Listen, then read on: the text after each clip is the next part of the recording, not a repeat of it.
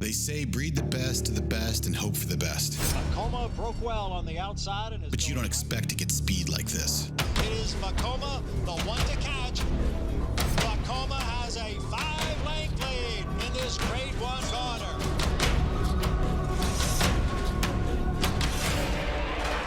Inside, Vekoma continues to battle on down at the rail. It is Vekoma who's going to win the Met Mile. Hi everyone, I'm David Aragona, and welcome to this TimeformUS preview of the second leg of the Triple Crown, the Preakness Stakes, presented by Spendthrift. And I'm happy to have my colleague Craig Milkowski joining me once again to go through this Preakness Stakes. Craig, we kind of dropped the ball in the Derby. Neither of us came up with Rich Strike. I don't know how that happened, but hopefully we have some more luck picking the winner of this Preakness Stakes. Yeah, I'm going to use the excuse that he wasn't in the race when we recorded, and I probably would have had him on top otherwise. No. I can't say that. Yeah, I'm looking forward to this Preakness, even without Rich Strike. I think it turned up a really good race, an interesting handicapping puzzle. So looking forward to talking about it. Yeah, it's a much smaller field at the Kentucky Derby, not as deep a field as the Derby either, but we do have a field of 9 signed on. That Kentucky Derby winner, that 80-1 winner of the Derby, Rich Strike, is not in the race, but we do have the Kentucky Derby runner-up, Epicenter, who is likely to be an overwhelming favorite in here. He's 6-5 on the morning line. Craig, I wouldn't be surprised if he goes down to even money, potentially odds-on territory, because it does feel like many people regard him as clearly the horse to beat in this Preakness. Just 3 horses coming back out of the Kentucky Derby, in addition to Epicenter, Simplification, also running back out of the Run for the Roses. Happy Jack, not really a factor that day, not expected to be a factor here. He's also coming back from the Derby. But I think the story here, Craig, is the new shooters, Secret Oath and Early Voting, both intriguing runners that are trying the second leg of the Triple Crown. Yeah, for sure. I have no problem with Epicenter being the heavy favorite. I agree with you. I think he'll probably wind up in the 4 to 5 even money range. And I don't have an argument with people that say he ran the best race in the Derby, but I don't necessarily think that makes him a cinch in this race, because some of these horses that are coming into this field are pretty good, the ones adding into the field. And I also think Simplification ran a good race as well on Derby Day. Let's take a look at the TimeformUS pace projector for the Preakness, because as you were saying, Epicenter was a horse that was somewhat close to that very hot pace in the Kentucky Derby, and he's likely to use his tactical speed to get another forward trip in this Preakness, though you would imagine the pace of this race is going to be much more moderate than it was in the Kentucky Derby, and that new shooter, the number 5 Early Voting, shown on the front end, and I think most people would expect him to be there. Yeah, I would be very surprised if he wasn't. He's not only a horse who has shown high speed in all of his races by going to the front, he's done it setting pretty quick fractions. He doesn't look like a horse who wants to be anywhere else but on the front end. So I think the lead is his for the taking, and that he will be there. And when you look through the rest of the field, I don't really have an argument with the pace projector having him shown on a pretty clear early lead, a few lengths in front of the others, including Epicenter and Armagnac.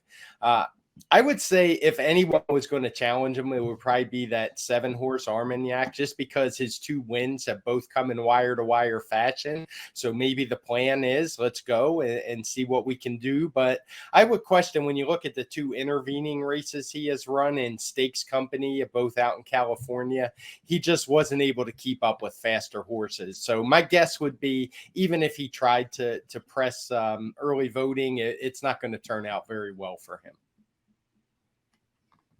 Let's go through some of the contenders and start with one of those pace horses, the morning line favorite, number 8, Epicenter. Let's take a look at his TimeformUS past performances. And Craig, the story of the Kentucky Derby was the pace situation. When I look at the TimeformUS PPs and I took these screenshots, I like to turn on the pace figures for the individual horse or the horse in question. But do note that the leaders in the Kentucky Derby went some crazy pace figures for the opening couple of fractions. I think the quarter-mile pace figure for the leader, Summer Is Tomorrow, was a 169. So Epicenter, even though he was 5 lengths off that pace, that might have been too close to the front, and he paid the price at the end, getting run down by that deep closer, Rich Strike. Yeah, you can look. even though I think his trip was pretty good, particularly in terms of Kentucky Derbies, I still do think he ran the best race. He is the one horse who was close up and was able to make that lead by the 6 furlong point or actually by the mile point, and just didn't have enough left to hold on, understandably so. But I don't want to get too carried away and acting like he was actually up front and part of this heavy pace duel, because he wasn't. When you look at the horses that he passed and moving from 8th to 1st, it's more like he inherited that position than he made some big move into the hot pace, in my opinion.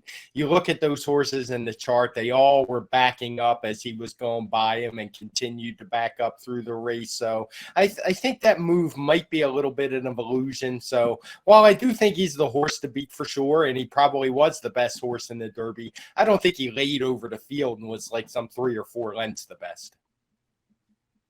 Yeah, we're pretty much in agreement about Epicenter's Derby trip. I thought for a horse that likes to be very close to the pace, I thought Joel Rosario did everything that he possibly could to get this horse as far back as you needed to be to still have some finish, given how fast they went up front. And he moved at the right time when the pace was slowing down, as you kind of mentioned. And I thought he ran pretty well, but when I look through this Preakness field, Craig, Epicenter's recent TimeformUS speed figures of 120 and the 116 that he got in the Louisiana Derby, they don't make him the kind of standout that he's being regarded as by most handicappers and people are assessing this race. So what do you think are fair odds on this horse? Because I do feel like he is going to be in that even money range. Yeah, I mean, I would suspect he could improve a little bit. He's actually improved his TimeformUS speed figure in every single start he's had in his life.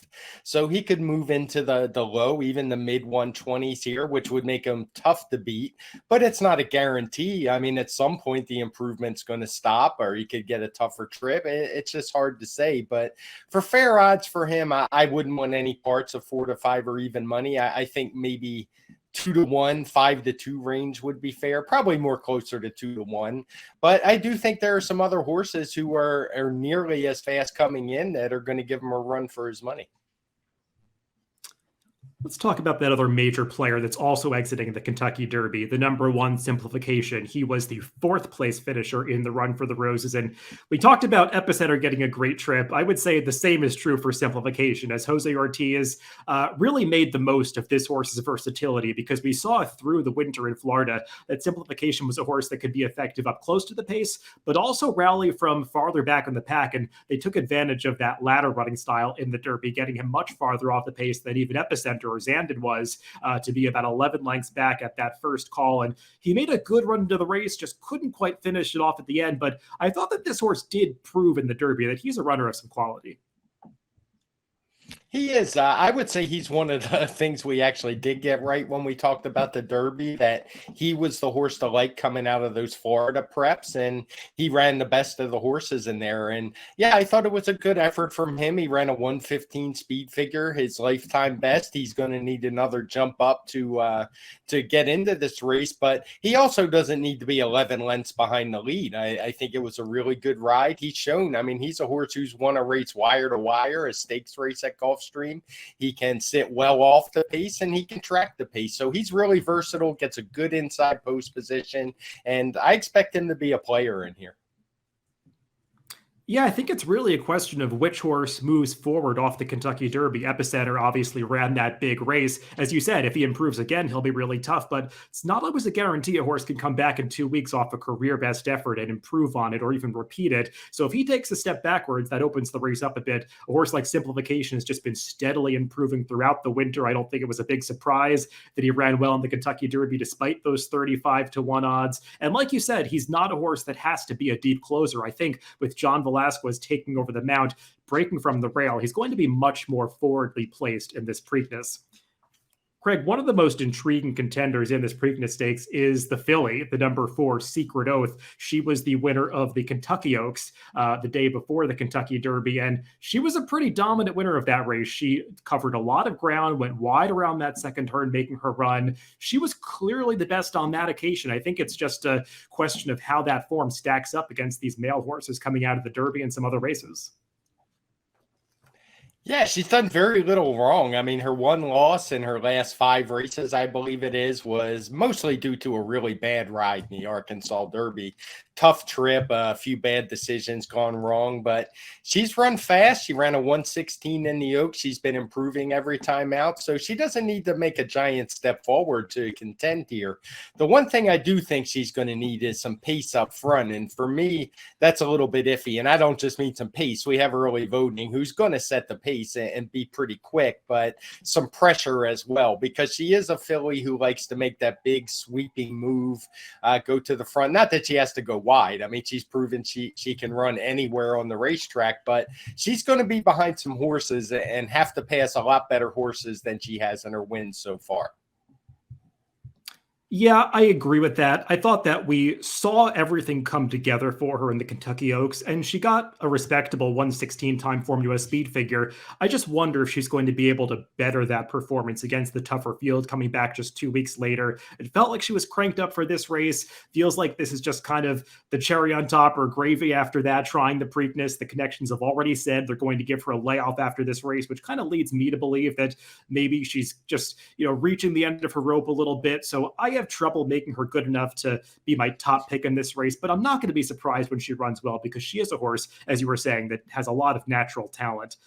Let's take a look at another one of those new shooters, the number 5, Early Voting. And as I mentioned, Early Voting, his connections, Seth Klarman, Klarovich Stables, and Chad Brown will be looking to recreate some of the magic that they had in the 2017 Preakness with Spendthrift Stallion, Cloud Computing. And let's take a look at this horse when he was second in the Wood Memorial in his last race. This was his prep for the Preakness. They thought about running at the Kentucky Derby briefly, but wisely decided to stay out of that race, especially given the way the pace shook out. But he's finding himself in a much better scenario as the likely leader at this Preakness. Yeah, you're dead right. I mean, it was obviously the wise decision. You can see the pace in the Derby. There's no chance he could have withstood that and been a factor late. But I thought he ran really well in that Wood Memorial. He did get a 121 TimeformUS speed figure. I've talked about on our podcast in the past, and when we talked about Mo Donegal in the Derby, that was a very tough speed figure to make. And it still kind of has a cloud around it for me because we haven't seen many horses run back yet. I don't think it's far off if it is. Mo Donegal ran fine in the Derby, and Early Voting I think is a strong contender in here based on that Wood Memorial.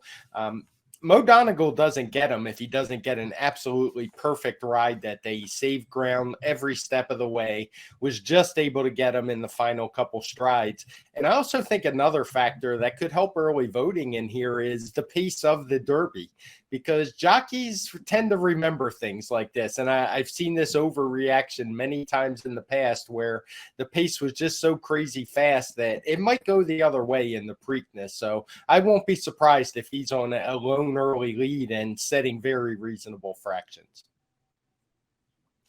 I did see some quotes from Chad Brown this week saying that he'd like to see Early Voting stalking another horse in the Preakness, that he thinks this horse will be better with a target. I don't know if that's just trainer speak, trying to play head games with the other connections, or if Chad Brown always likes to have his horses rate. But that was surprising to hear because he appears to have such a pace advantage on paper. You would imagine that they would be best to exploit that by setting him to the front end. And I imagine that they will, especially with Armagnac, his main pace rival, drawn to the outside of him. But just surprising to hear that. I agree with what you said about that Wood Memorial speed figure. I think the jury's still out about how high that number really should be. But he did run well that day. It just feels like he's taking another step up in class, might have to take another step forward, but he has that similar profile to Cloud Computing coming in, and that horse certainly moved forward in the Preakness, and seems like this one is trading well into the race. So I will not be surprised when Early Voting runs really well. Craig, those are the 4 major players that are likely to take most of the money, but let's talk about 3 bigger prices that are going to be double digits on the tote board. One of those is another horse that's coming out of the Wood Memorial, the number 9 Skippy Longstocking. And what do you make of this horse's race in the Wood? Because he covered a lot more ground than Early Voting, going wide around both turns. He did earn a career best 116 TimeformUS speed figure, but he's one of those horses that makes you scratch your head a little bit about whether the Wood was actually as fast a race as it seemed. Yeah, he was one that made it a tough call. And Yeah, he's a tough call again for me. I thought he ran fine of all the other horses in here, and I'll be the first to say I'd be pretty shocked if none of the four we talked about already weren't the winners. But if I had to use another one, it would be Skippy Longstocking, because I do still think the Wood was a pretty good race. As you said, he traveled a lot more ground than Mo Donegal and early voting, of course, who was on the lead. So I thought it was a solid effort. And of the long shots, if I was going to play verticals with some price horses in it, Skippy Longstocking would be the one for me. Yep, I agree with everything you said. I thought he's just a horse that's improving at the right time. I've watched some of his training videos in the morning. He looks absolutely spectacular. I'm not sure that he's good enough to win the race. I think that's a bit of a stretch, but in exotic type wagers, especially trifectas and superfectas, he's one that I could see throwing underneath at a price. Another horse that people might consider for that kind of role is the number 2, Creative Minister. He's kind of like early voting, come along very quickly. This is just the 4th start of his career. This, though, will be his stakes debut. He's never tried a field at this quality, but he did look pretty good winning that allowance race on the Kentucky Derby Day undercard. Yeah, and you may remember when I did the speed figures initially, this race came back with a pretty quick speed figure. And I went back and just redid the whole day with fresh eyes. And I just couldn't buy the speed figure that I gave him. And it wasn't like I just broke the race out. I rated it with some other races. I think the track was changing a bit that day. It had rained the previous days and was kind of in drying out stages. So for me, this horse just isn't fast enough. I mean, if he's some crazy price and people wanted to say, well, maybe he really did run a 120 last time, I guess I could get it, but he's not for me in this spot.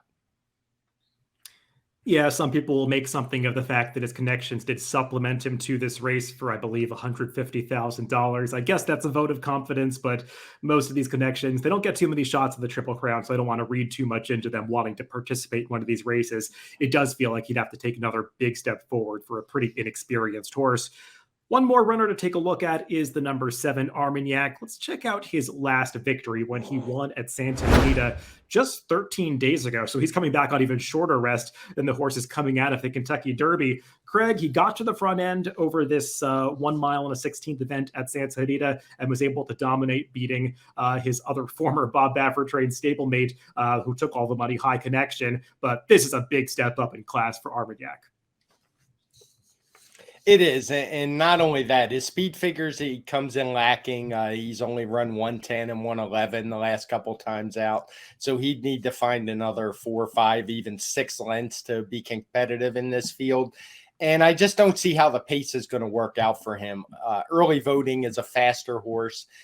If for some reason Chad Brown instructions are followed and he takes back, maybe he'd be in the front for a little while. But I still think early voting is just a superior horse and will be able to overtake him whenever he wants to. And if he's not on the front end, I just don't really see a chance for him. He's backed up significantly in his 2 stakes appearances against really good horses, admittedly, but he just didn't show much fight for me. So I don't want any parts of Armagnac. Yeah, potentially he's a pace presence, but I did not view him as a serious contender in this race either. Well, Craig, let's throw up our picks for this race, and unsurprisingly, we have the same 4 superfecta horses, just in a slightly different order. You put the number 5 early voting on top, and I really have no argument with that. He's coming into this race with the most upside, just a matter of whether or not he can handle this step up in class and challenge in his 4th career start. Yeah, part of that is I really think the jockeys are going to be a little leery of going too fast and maybe let him get away with some easier fractions. And it doesn't even scare me if he does read a little bit off Armagnac, because I think that might even give the other jocks a false sense of security that he's being challenged when I don't really think he would be. So I was just looking for a little value in here. I have Epicenter pick second. I have no knocks on the horse whatsoever, other than you just wonder how long he can keep improving that speed figure, and I think he's going to be a little bit over bet. The others was a toss up for me. I could have put them in either order, Secret Oath or Simplification.